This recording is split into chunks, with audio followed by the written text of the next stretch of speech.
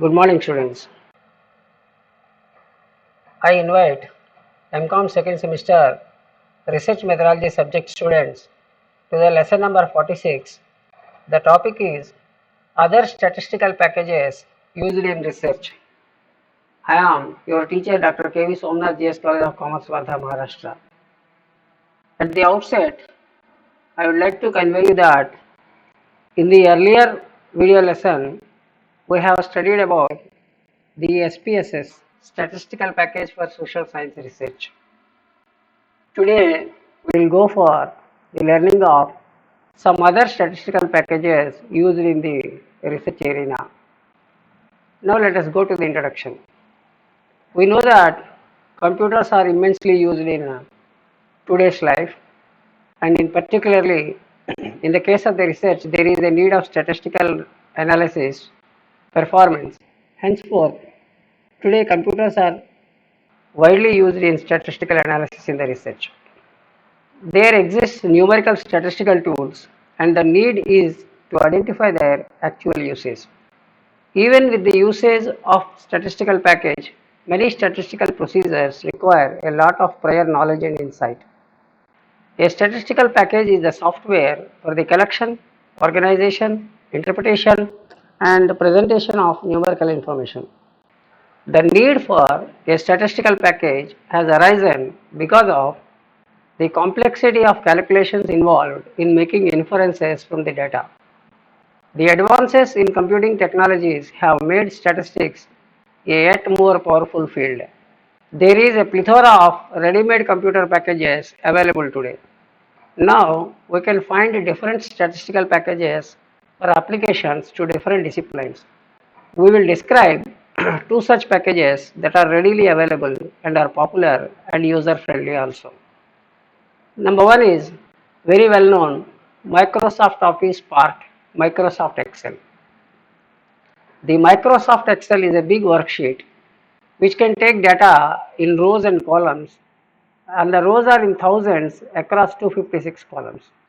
This worksheet can be used for data entry and for performing calculations by click of buttons.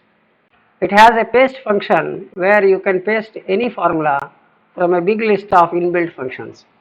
MS Excel can be used to create tables and graphs and perform statistical calculations.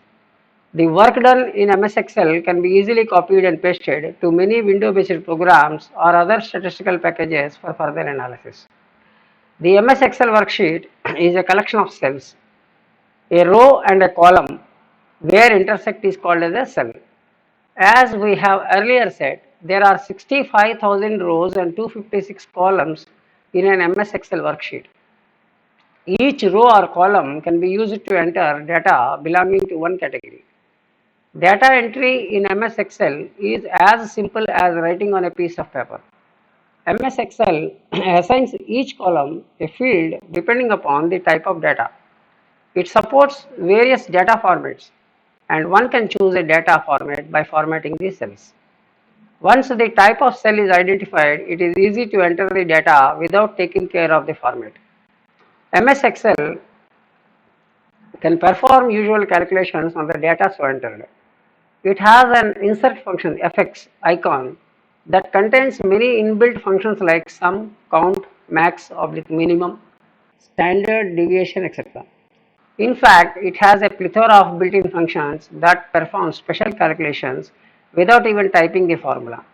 To perform a calculation, one has to select a function and specifically the range of values on which it has to be applied. Now, the data analysis tools which are available in MS Excel. Number one is ANOVA, analysis of variance. The ANOVA tools provide different types of variance analysis.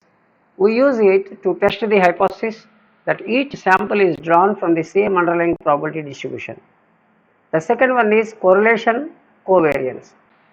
It is used to function they calculate the correlation coefficient or covariance between two variables when measurements on each variable are observed for each of n subjects.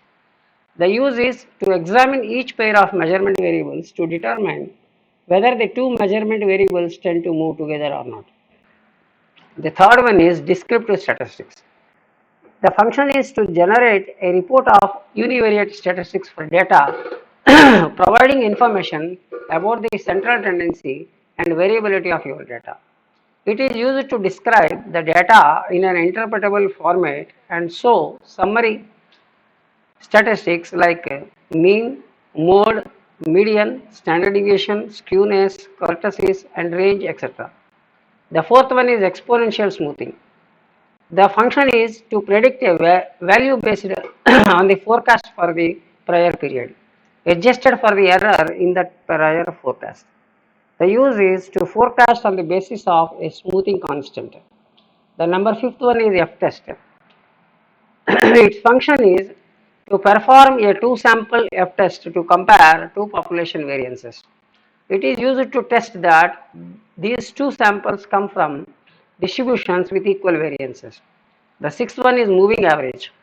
The function is it projects values in the forecast period based on the average value of the variable over a specific number of preceding periods.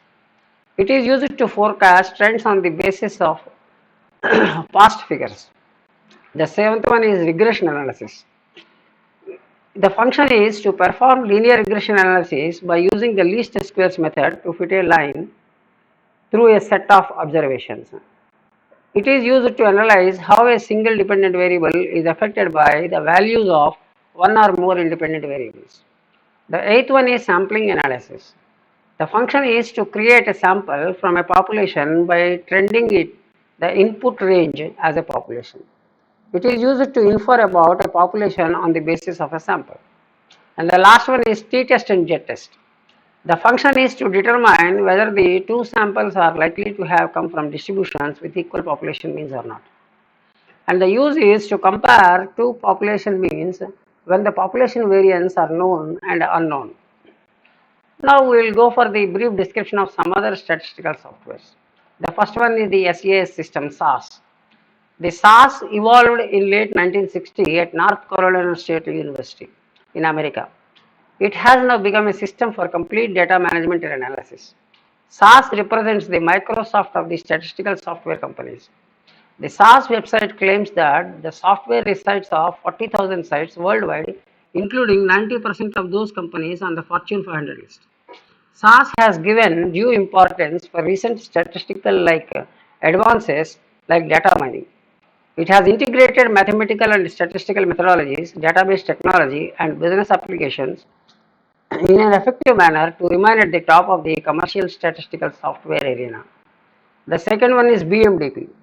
The BMDP originated during the 1960s as a biomedical analysis package. It still remains a clear favorite of biomedical field. BMDP has aligned itself with a number of other currently popular statistical products like StatXact 5.0, LogXact 5.0, SOLAS, EquiVitest, SigmaPlot, meta-analysis, and SITSAT. The third one is S+. S+ is based on the statistical analysis language.